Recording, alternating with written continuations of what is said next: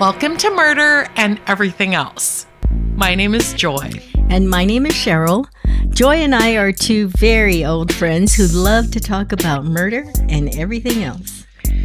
Okay, I don't know if you've heard about this outbreak of diarrhea that's caused by a parasite, and it has, as of 24 hours ago, affected more than 1,700 people, and it's called cyclosporiasis or something like that. It's caused by a parasite called Cyclospora cayetanensis, and Michigan is at the center of the latest outbreak, and it's in Ohio, Texas, Michigan, North Carolina, among some other states. Whoa. And it is not fatal, but the symptoms are unpleasant, and it includes bouts of explosive diarrhea that can last from days to a month, and it's from eating unclean or like contaminated fruits and vegetables. So you know what? I think we should all go on a French fry diet for the next, all right, I'm for that. 30 days. I'm not kidding you. Like, imagine having explosive diarrhea for 30 days. Isn't that what you have? On a normal basis? No, but when I came back from South America, I brought a parasite with me, and I had to go to the doctor and get special medicine. And it did. I think I lost like 30 pounds in like a month. Wow. Yeah, I was on like the survivor diet. It was so crazy. Anywho, guys, be very careful. Cheryl got me this spray. What I do whenever I bring fruits and vegetables in the house, I fill a container with water.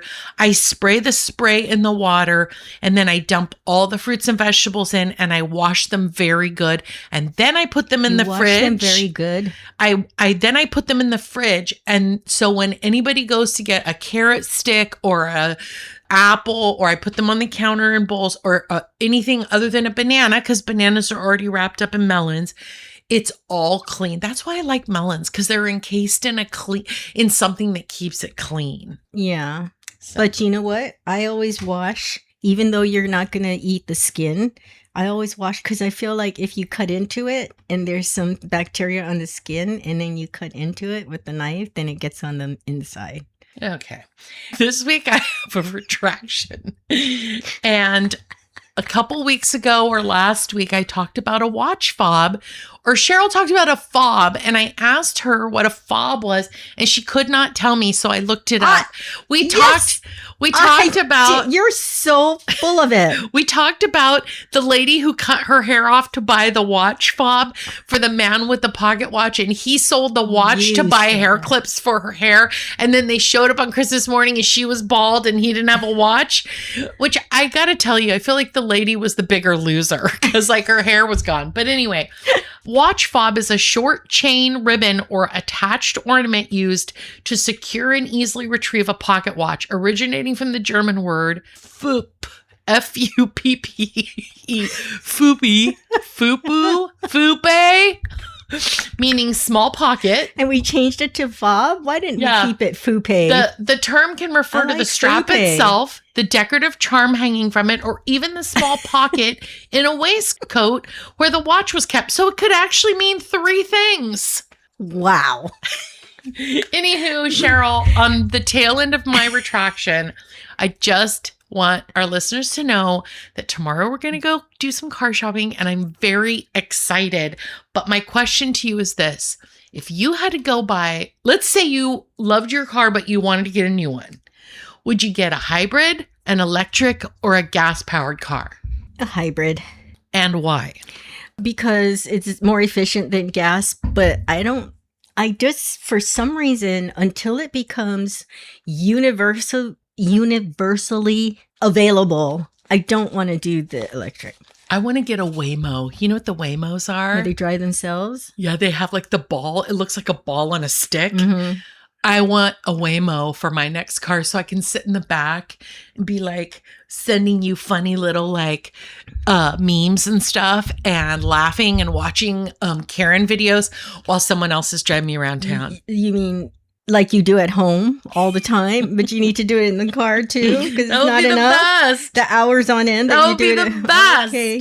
Anyway, we're going to go look at some cars. We're going to look at some gas cars, some hybrid cars, and some electric cars.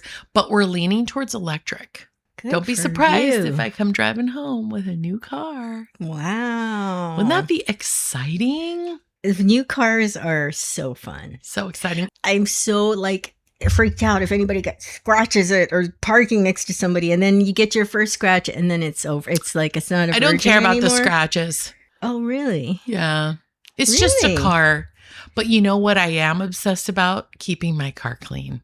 I Yeah. really like a clean car. I know you do. Most people do. No, most people don't. Have you been into like my husband's car? No. Crusty AF. No, here's the thing. I love a clean car. I just am too lazy to do it. It doesn't mean that I don't love a clean car. I just don't keep it. There's a difference between So you're love crusty and AF keep. too. Yeah. Cheryl, you got any updates for our listeners? I do. I have to shout out. Hey. It's a shout out and an update. Oh, it's a Rolled up. update It is. all at once. It's a opt out. My girl Gisela K with Grizzly True Crime. I found her when she was at about 300 something thousand. And let me tell you, I know a lot of 300 YouTube something thousand what? subscribers. Okay. I was like $300,000, And 300,000. And when I years? found her a couple years ago or whatever, I went to look at about, like when she started it. And she grew so much in that 1 year before. Like us. Before I subscribed. But then Yeah. she hit a plateau and I would keep checking. And when I'd go to listen to something, I'd look at her subscribers and she'd be stuck at like 4 something. And I'm like, when I first started following her, because of her format and how much work, she lives in Switzerland. She's from South Africa. She follows U.S. trials and she does verdict watch. So I don't know how she does that with the time difference. And I don't know, but she is as far as people that I follow, the hardest working YouTuber that I know. And anyway, she hit 500K finally. But I feel like when I looked at how many subscribers she had when I first subscribed, I was like, oh, she's one of those couple million subscribers. And she was under 400,000. Anyway, Wow. I'm really happy for her. She hit 500,000, and she was doing this live episode where she was thanking and she was talking about her background. She used to be an airline pilot. Like, Shut up. yeah, it's her. She's so incredible. Whoa. And- Wait, she was an attorney and an airline pilot, or she left the airlines and then became an attorney? She's not an attorney. Shut up. I didn't thought she say was an attorney. No. I wanted And I want Cheryl to become an attorney. She told her husband, she's like, I'm going to try this YouTube thing. 'Cause she tells this whole thing, and I'm sorry, going on too long. She became an airline pilot for her mother and stepfather who wanted her to. Oh. But then she didn't have a good relationship with them. And they were like, you either become a pilot or we're disowning you, basically. Whoa. So she was like, bye. And then she Bye, told fishes. her husband, she's like, I'm going to give it 2 years. She goes, give me 2 years to be able to be a YouTuber and not have to go work at Starbucks. No shade to Starbucks. And in 6 months, she was able to do it as a full-time job. Good for her. I wonder if she hired a production company. No. At the beginning. No. Because She I said feel like it's there was a all- window. No, but she even said she did she still does she has a mod squad and she does have people to help now because she has blown up and she does so Wow. much work. Well, true crime is really popular. Just us. We're not. Anywho, I'm rolling on to shout outs, guys. I have a shout out today for the neighborhood walking gang. One of my neighbors tossed out there not too long ago, let's all get together in the evening and walk and work off dinner and chat. We live on a street that's like maybe a quarter of a mile. I'm getting deja vu, so I've probably already shouted this group out before. Anywho, they get out and walk, and I've only done it like 2 or 3 times, but it's been so enjoyable, and I'm so glad that somebody started it because we can jump in whenever we want or not. For those of you who live on the East Coast in the summertime, and I mean the southern East Coast, It's hot as balls It here. is. And we only have the hot as balls for about a month. And then the days start to shorten because we definitely have 4 seasons here. So it's not like Arizona or Florida or Texas. It doesn't cool down in the evening here. So July is generally the worst offender. By August, the nights start to get cool again. So Can't wait. it's going to be really, really nice to walk in the evening until, of course, the days shorten and then it's going to be pitch black. Yeah. But who cares? It's so nice to be able to like just enjoy walking on your street and not have to do it by yourself. Because I'm a very social person. So I don't like to walk unless I have somebody to like talk to. And the other night I got out there and I walked for like an hour and a half and I was just having a great time. My mouth was going faster than my legs. Your mouth got a lot of exercise. So anyway, Cheryl, you got any shout outs? I have a shout out to 3-day weekends because I had one last weekend. Well, by the time this comes out, it's going to be a couple weeks, but I had a 3-day weekend for the July 4th weekend because July 4th was on a Saturday. So we had Friday off and I left early on Thursday. And it was... She just packed up and moved out. She just told her boss, I'm done. Bye, bitches. And then she ran away. But I'm telling you, it extended that weekend. It was glorious. I was like, I wish every weekend was a 3-day weekend. Well, mine are. She's got a 5 to 6 day this weekend. Coming weekend, I got a 5-day weekend. You know what? I got to take advantage of my kid being at my work. So shout out Fiona. You know what? She comes with me to work sometimes, and it makes it so much less backbreaking. Not that I work in a salt mine. It's just bending and picking up little ones is hard on the body. And for those of you who've been listening for a while, you know that I'm somewhere between 40 and 59.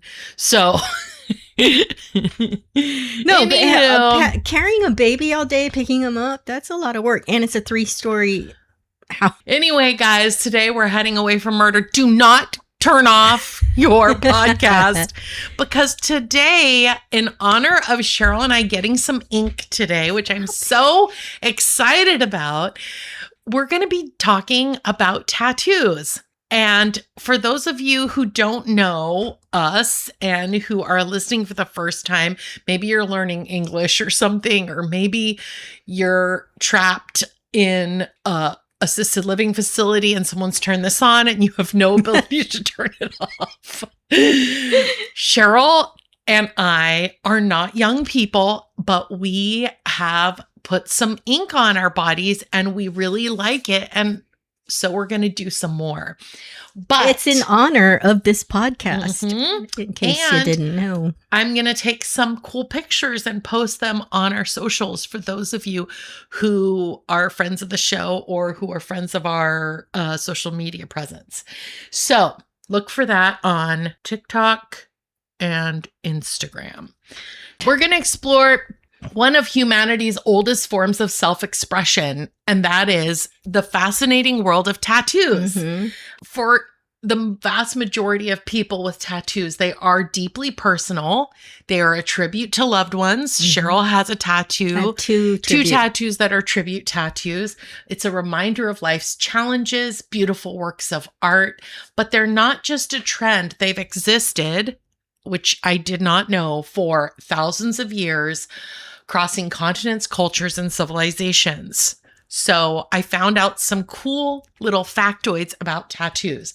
The oldest known evidence of tattooing comes from a man known as Otzi the Iceman. Did you know that he was found in the Alps in 1991, but they're estimating that he lived around 3300 BCE, Holy crap. Which was a long fucking time ago. That's more than 5,000 years ago. Jeez and he Louise. had tattoos. Wow. Isn't that amazing? He had over 60 tattoos that were made up of simple lines and crosses. Interestingly, these tattoos were not decorative.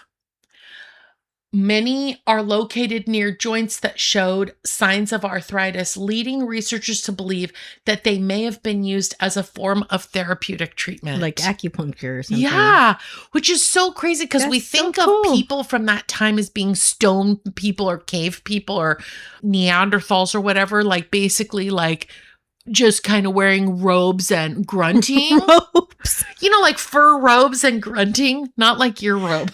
Loincloths. So they think it might have been like an acupuncture Now, treatment how of do some we know? sort. I always want to know how we know this. Because they have his body. It was preserved in ice. Holy crap. And it had even skin, like that was not deteriorated.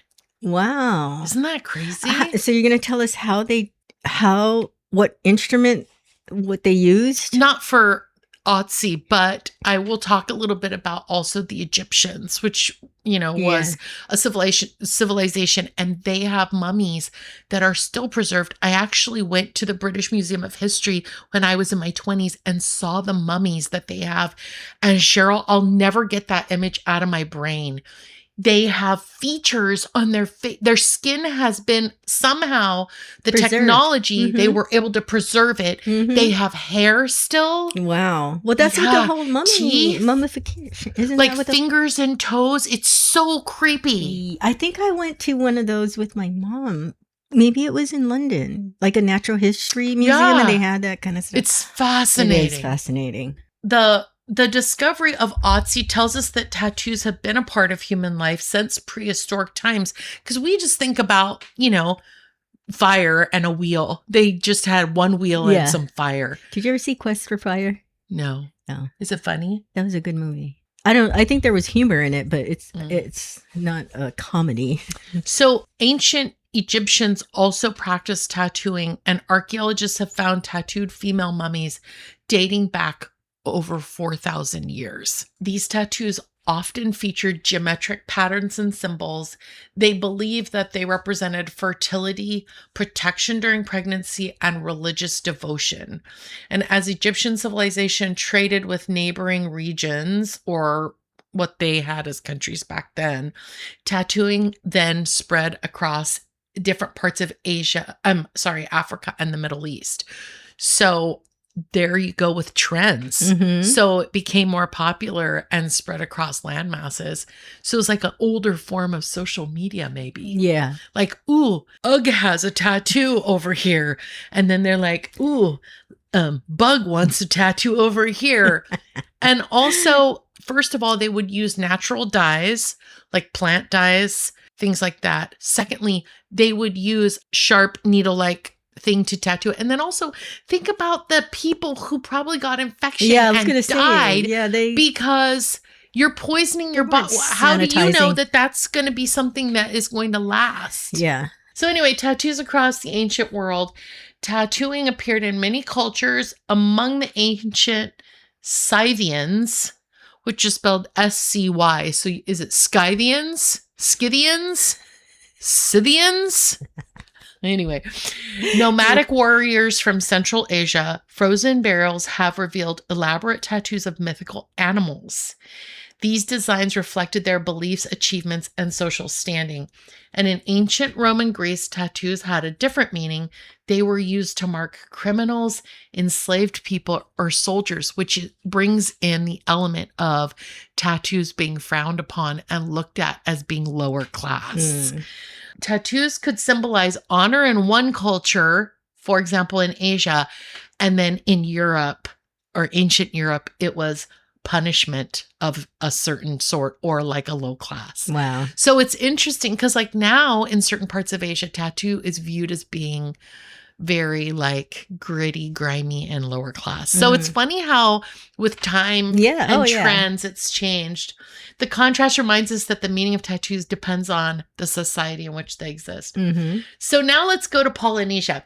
No culture has influenced modern tattooing more than the people of Polynesia. The English word tattoo comes from the Polynesian word tattoo, T-A-T-A-U, meaning to strike or to mark.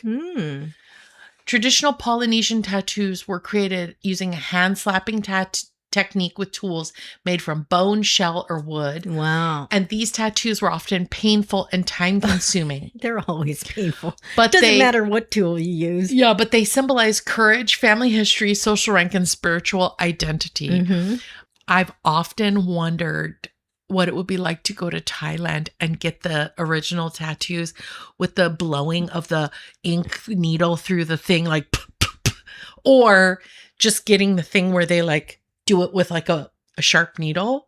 Do you think you'd ever try that? If the place looked like they sanitized their tools, like if it's out on the sidewalk.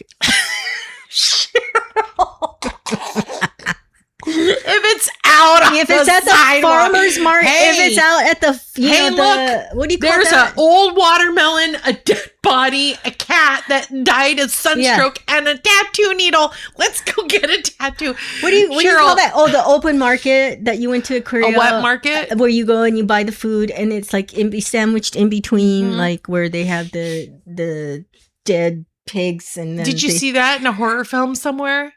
And then they're dipping the needle in blood. No, I'm going to pass on that. Okay. If you ever find that tattoo place, could you call me? Because I want to come and check it out. Anywho, each pattern carried a meaning in Polynesia. Rather than simply decorating the body, the tattoos told a person's life story.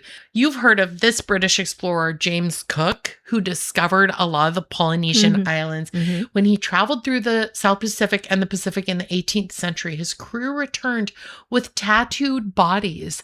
So they actually got tattoos themselves and stories of these remarkable traditions that the Polynesians carried through their body tattoos, and it sparked growing European interest in tattoos. Because remember, there's like this chin tattoo that you see a lot of Polynesian people, and then also the Inuits have like face tattoos a lot of times resembling, and it's women that get these face tattoos. It's considered a sign of beauty. So let's now go to your motherland, Japan. I was going to say Hawaii. Yeah, in Japan, they developed one of the world's most respected tattoo traditions. It's so funny. I don't think of Japan or Japanese as being into tattoos. Well, listen to this. Now everyone is. But known as irezumi, Japanese tattoos evolved into large, intricate body art featuring dragons, koi fish, cherry blossoms, tigers, and legendary heroes. These masterpieces often covered the back, chest, and arms, requiring years to complete. However, tattoos in Japan also became associated after the turn of the century with the 1900s, with organized crime during certain periods of history. So although attitudes are gradually changing, tattoos in Japan carry social stigma in many parts of educated and affluent society. Isn't that interesting? That's very interesting. I did not know that. The rise of modern tattooing, everything changed in 1891 when Samuel O'Reilly patented the first electric tattoo machine. 1891! Wow. Inspired by Thomas Edison's electric pen, the invention made tattooing faster, more precise, and more accessible. And throughout the early 20th century, tattoos became popular among sailors, soldiers, circus performers, and adventurers. If I'd been born back then, I would have been a goner. I would have had to have been a circus performer or an adventurer, and I don't even know what an adventurer does. What is your line of work? I'm an adventurer. And then my family would have been like, oh God, they would roll their eyes and go, what is Joy doing? She's an adventurer. But you as a dancer, you would have been a circus performer. Yeah, I would have been a circus clown. We would have been the same people just 200 years ago. Anchors, swallows, ships, patriotic symbols became iconic original tattoo designs. And by the late 20th century, tattooing had entered mainstream culture. Advances in hygiene, artistry, and technology has transformed tattoo studios into professional creative spaces. Oh my God. It now really is an art form. Before they used to use just a stencil, and now you have to be an artist. You have to be able to draw. You have to be able to create your own tattoos. And a lot of people, they want to do that. They don't want to use someone else's design. They want their own signature, creation. When did the mom thing on the bicep come out? You remember? I feel like that was a military thing when the young boys went away to war, but way to like kind of a joke thing. But I'm sure everyone has seen that Norman Rockwell painting where the guy's getting his girl's name tattooed and he has a line through like 4 other girls' names on his arm. It's so funny because it's like every time he falls in love, he's got to draw a line through the next. Don't get a tattoo for your girlfriend or boyfriend. Exactly. Shout out to a friend of mine who has her husband's name tattooed on her ass. Lucky for her, it's worked out. People choose tattoos to celebrate milestones, honor loved ones, express creativity. Some tattoos represent cultural heritage, while others simply reflect personal taste. So I'm going to ask Cheryl, do you want to share a little bit about how you honored your loved ones with your 2 tattoos that you have? Yes. I'd love to share that. Interesting. I did not like tattoos before. I mean, they were fine on everyone else, but I would never have thought I'd be like, nope. My whole thought was like, what if you change your mind? You know, you can't take it off. Although laser tattoo removal now is really made huge and you know advances. what? It's going to keep advancing. So, 10, 20 years is probably going to be like less they'll painful. probably be able to remove it real time if they make a mistake. Oh, yeah. Imagine that. But yeah, I did. I never thought I would get a tattoo until one of my brothers died. And I had other, I had a grandmother die. I had grandparents that died. But when it was my immediate family, it was the first death that really, really, it affected me. And he was only 52. And that was it. And how old were you? I was 45. Okay. Yeah, that feels really kind of late to get your first tattoo. Oh, yeah. No, because I never 21. Thought. No, I never thought. But because it affected me, his death affected me so deeply, it was the one thing I felt like, I don't know even how to express it. I don't know if it was going to make me feel better or what, but I felt like I needed to do something significant. And so I got a kanji writing of his name.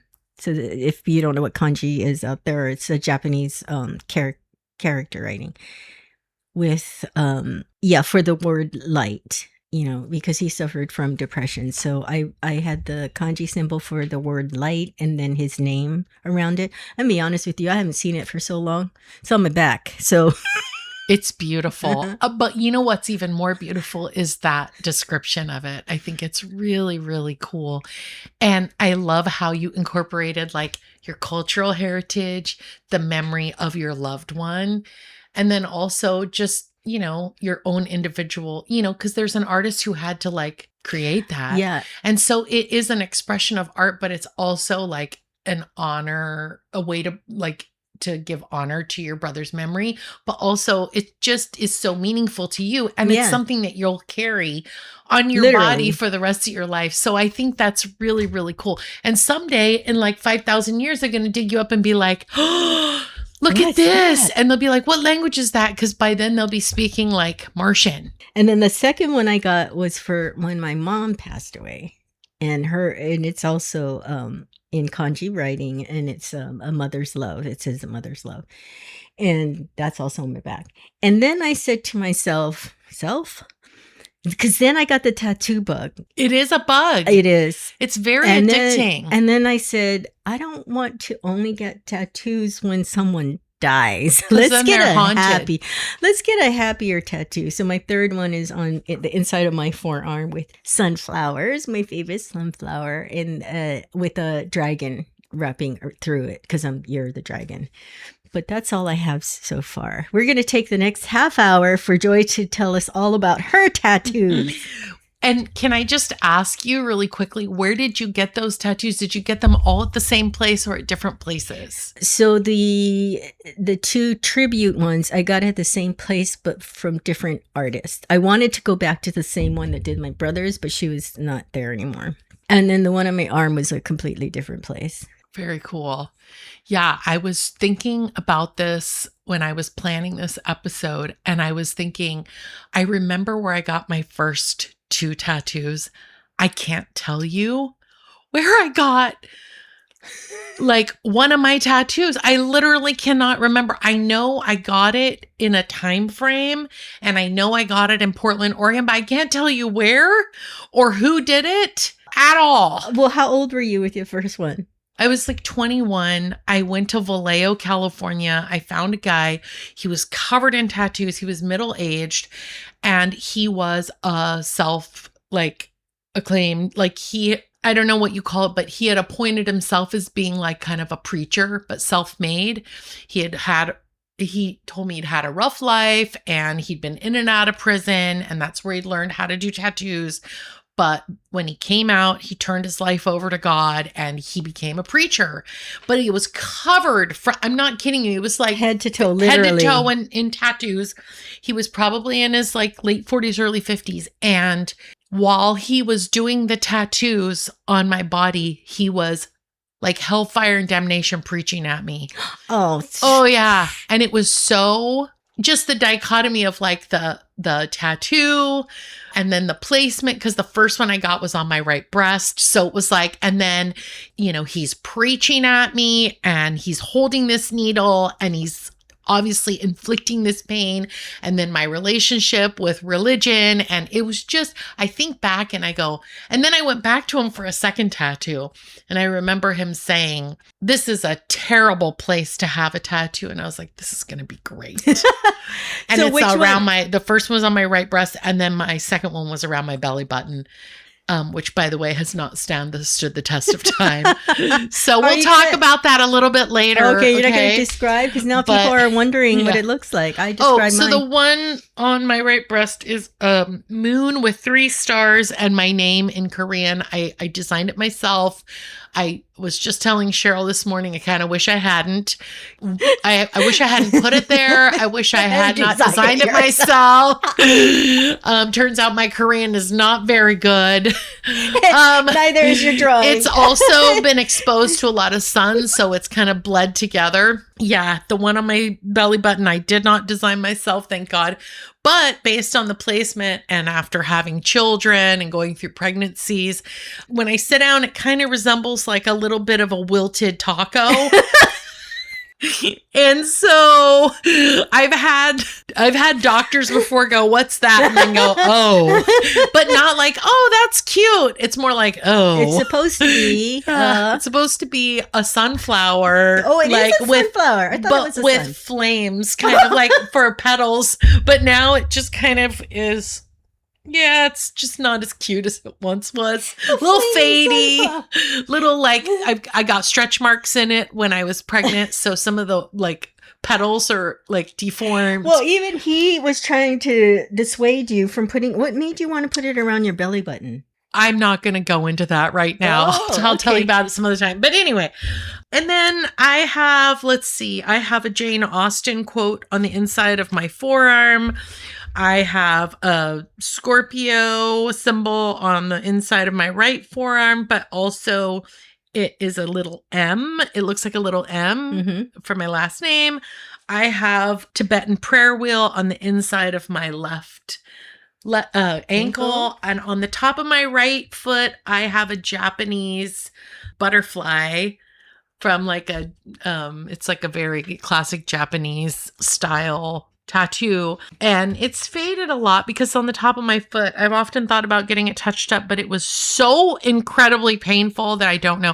And then recently, within the last year, I got a beautiful piece of music tattooed on the outside of my left arm, and then I also have a small tattoo that is a Chinese character of my family, my maiden name, my family name, which is Kim, on the back of my left shoulder, which is also bled together and just kind of looks like a lump now, black lump. Anywho, tattoo conventions attract artists and enthusiasts from around the world, social media has allowed artists to showcase their work globally, raising the standards of creativity and craftsmanship. And I'll say that this tattoo artist that is going to give us tattoos today, she did another one. So a lot of people follow their tattoo artists, or they'll travel to where their favorite artists are because they've established a relationship. Oh, yes. And if anybody's interested and you're friends with me on Instagram, I have a picture of our artist doing the last tattoo. It's hysterical because I'm making a funny face, which I usually do in my pictures. And she is like looking at me like I'm you crazy. Are crazy. At the same time, conversations about cultural respect have become increasingly important because many traditional tattoo styles carry deep spiritual or cultural significance. So it's important to understand the origins to preserve their meaning. So like, don't run out and get a Maori tattoo on your face if you don't know. If you're from, France and have no connection just because you think it's cool. You should like honor the tradition and the cultural meaning and the symbolism of the tattoo. But so, okay, this would be a whole nother topic, but you don't think it's okay to admire or really fall in love with another culture's culture? Oh, sure it is. It's okay. But then also like do the research so that you're not crossing lines, you know?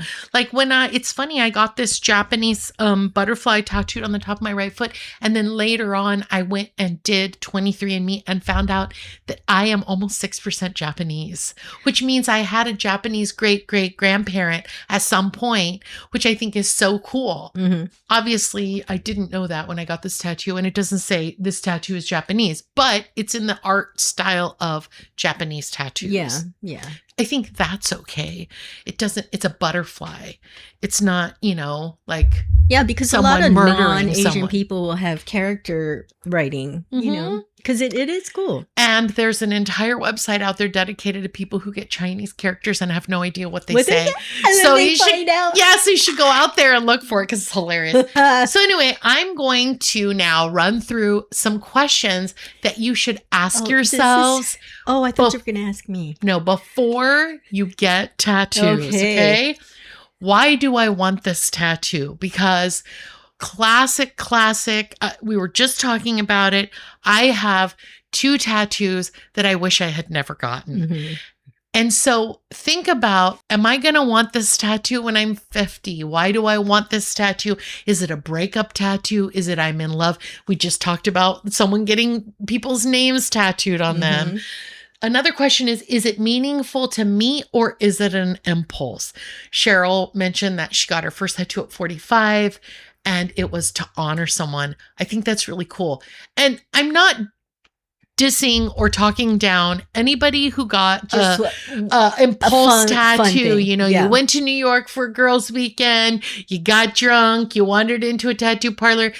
We all know they won't tattoo you if you're drunk, but maybe you were pretending you were not and you pulled it off and you didn't smell like a bar. But I'm just saying, getting teardrops down your face because you went on a girls' trip and someone got drunk and thought it was cute. Because you killed someone? Well, I'm just saying, impulse tattoos probably not a good idea. Do a tear unless you actually killed someone. Right. Can I just say something? Yeah, my tattoo. So the one that we're getting today. So it's the ones I've had so far have not been impulse. So I have 2 tribute tattoos on my back, and the one I'm getting today is for us. It's part of the yin yang symbol is part of our logo. You guys, we're not getting our logo on our bodies with the knife and the rifle and the blood. That would be hilarious. And it's not going to say murder and everything else. But anyway, yeah, for me, it's like there's always like some meaning to it. Yeah.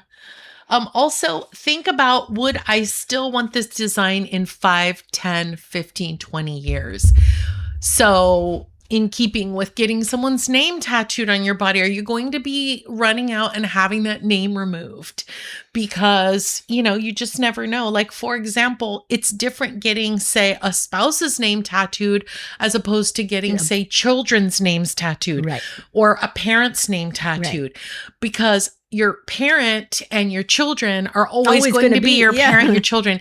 Your spouse may not always be your spouse. Yeah. So be realistic about that. Now, have you been married for 30 years or have you been married for 3 years? There's a huge difference there. Mhm. Also, what does this design symbolize for me?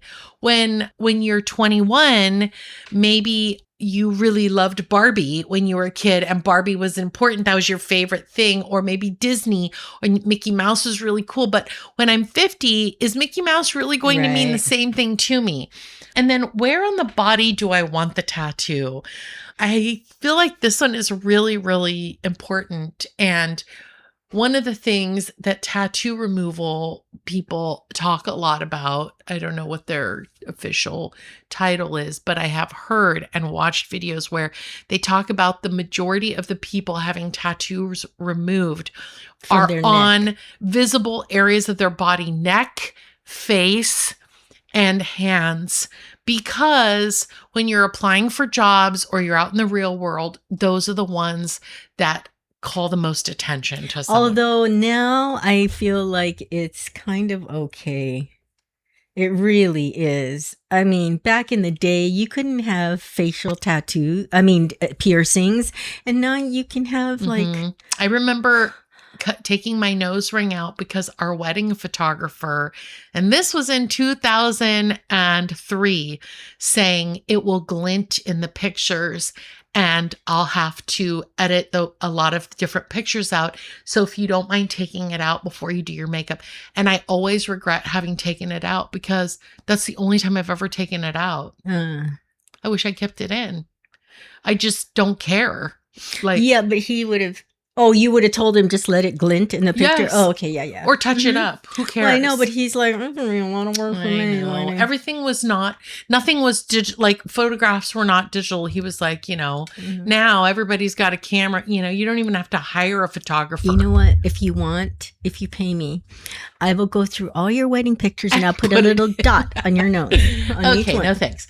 Also think about, will it affect my work or future career opportunities? If you're going into the Navy and you have a Navy symbol tattooed across your chest, it's probably not going to limit your ability to perform your job duties in the Navy. But if you're going to later be on television and a dancer wearing low-cut tops, they may not want you to be on their dance troupe because you got this huge Navy tattoo on your chest. Yeah, I was just listening to this actor on Bridger Weininger or Conan. Anyway, he said he stopped getting tattoos because he's an actor and they have to put makeup over it. And he said, I got tired of having to be there earlier than everybody else because I had to have all these tattoos covered up. Also, think about, does this location tend to be more painful than another location? Well, I know. So mine's going to go down a little bit on my hand, and I've heard from people who are experienced, like my co-host, that it's going to be painful. Yes, I There's had no one. fat on it. Yeah, I had one on the top of my right foot, and I gotta tell ya, this is a foot that I have broken. It is also an ankle that I have broken, and I have to tell you, and I've sprained multiple times, and it flares up when Why didn't you do it on the other ankle? Because I wanted it on this one, and I gotta tell ya, it was so painful. The only thing that trumps that pain was giving birth.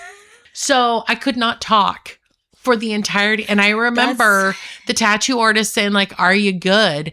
As opposed to one on my arm that I fell asleep while I was getting. Right. So have I researched the tattoo artist's portfolio? This is something that I did with my first and second tattoo, but I did not do it with the one on the inside of my left arm. I went to a great place called Marks of Art in Silicon Valley. And it's because it was very impulsive. It was right before we moved here, and I wish I had done a different font, but it's also where I got the Tibetan prayer wheel, and the guy did it in red, and he actually did an amazing job. Also, does the artist specialize in this style? I want Cheryl talked about a kanji artist. And one of the other things is I wanted to make sure that this music score that I have on the outside of my left arm, the tattoo artist understood music and how it's written, because if they didn't, it wouldn't have looked the same. And so Oh, she did? she had played in the band in high school. And so she knew about reading music and how music was. Yeah. So it was really, really important to me. And the other thing is most tattoo artists have Instagram pages because they're artists, like you said previously. Mm-hmm. So make sure you vet the artist that you're using and find out what their style is, if they even do the kind of tattoos that you want, etc. Have I checked the reviews and the reviews of the artist and the place you're going? Because some places feel overly sterile or maybe are trendy, but they don't have good reviews. Mm-hmm. And there's a review on everything nowadays. Right. So check reviews. And also, is the studio licensed and clean? Okay. That seems like a no-brainer. Do I feel comfortable communicating with the artist? Do you have allergies or skin conditions that could affect healing? I have psoriasis, plaque psoriasis.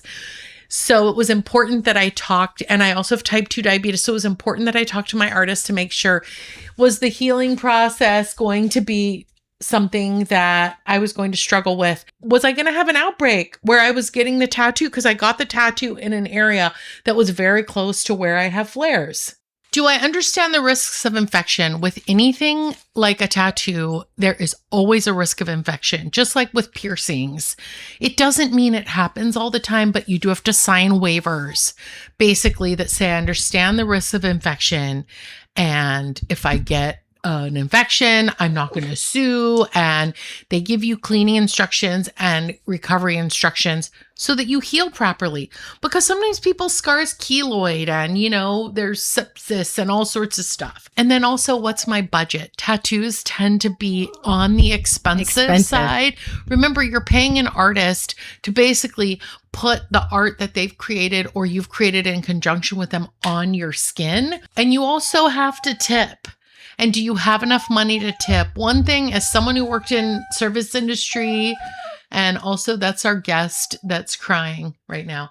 As someone who worked in service industry jobs where we relied on tips for a large portion of our income, I'm here to tell you that there's nothing more insulting than busting your hump in a service industry and having someone stiff you on a tip or lowball you on a tip or give you no tip because they don't have the money. Right. And that's a lot of time and effort that the artist is putting in. Exactly. Because there's a consultation. Well, you should have a consultation. Yes. If you're going to get something elaborate, you're going to have a consultation. They don't usually charge for that. So you want to factor that into. Mm-hmm. And also, am I choosing the artist based on the quality of their artwork and tattoo ability, or am I picking them based on the price? You do not want to bargain basement something that's going to be on your body for the rest of your life. Am I right? That's right. And also, does the quoted price include touch-ups? Any tattoo artist worth their salt will talk about the touch-up process during the tattoo or after the tattoo. And one of the things I appreciate about the tattoo artist we're using is she did touch-ups on my music tattoo. And she also talked about touching up some other tattoos that I have. And then also, will this tattoo age? And I've talked about that. Every tattoo ages as we age. But where is it? Is it going to sag? Is it going to eventually be laying on top of your thighs? And then if I regret the tattoo, would I be willing to pay for removal or a cover-up? If you're thinking about removal already before you get the tattoo, then you probably shouldn't get it. It's true. It's true. Well, guys, that kind of wraps up where we are with regards to our episode on tattoos.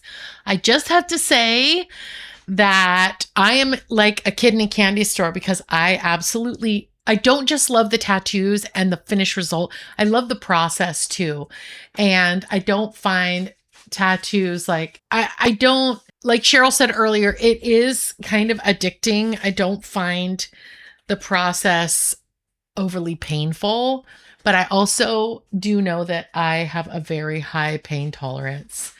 Anywho, if you do not have a tattoo, It's a real crime because I love tattoos. But you know what else is a crime? What's that, Joy? That we are out of time. Oh, that is a crime. Well, thank you for listening, everyone, and don't complicate your day. All creativity, commentary, and opinions in this podcast belong to Cheryl and Joy. Music composed and mixed by Gabe McKeon. Logo and merch managed by Cheryl Yamaguchi. Podcast editing, advertising, and social media managed by Joy McKeon. Legal representation provided by John Bojezic. Please like, subscribe, follow, and listen. You can listen to us on Spotify, Apple Podcast, Audible.com, Amazon Music, YouTube, and iHeartRadio. And remember, you can find us on Instagram and TikTok, or you can email us at murderandeverythingelse@gmail.com. Bye, fishes.